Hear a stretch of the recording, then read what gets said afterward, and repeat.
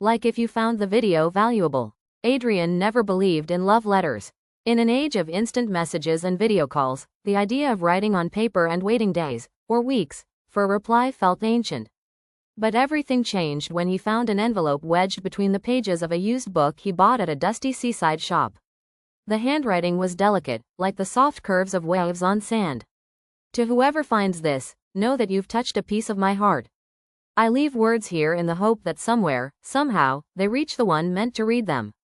There was no name, no date, just a simple drawing of a lighthouse under a crescent moon. Intrigued, Adrian returned to the shop the next day, asking the elderly owner if she knew anything. She smiled knowingly. "Oh, the lighthouse girl," she said. "She leaves letters in books for strangers. Been doing it for years." Adrian laughed at the absurdity, but found himself coming back every few days, buying more books. Each time, another letter appeared. Some were poetic musings about sunsets. Others spoke of dreams and fears. One simply read, "I hope you are kind." By the fifth letter, Adrian was hooked. Not just on the mystery, on her. He began writing replies, slipping them into the same books, hoping she would return to the shop and find them. For weeks, there was silence. Then, one rainy afternoon, a reply arrived.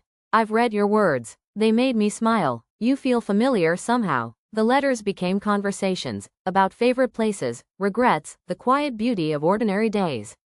They shared secrets neither had told anyone else.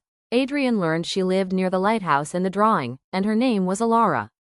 One day, she wrote, "I'll be at the lighthouse during the first full moon of summer.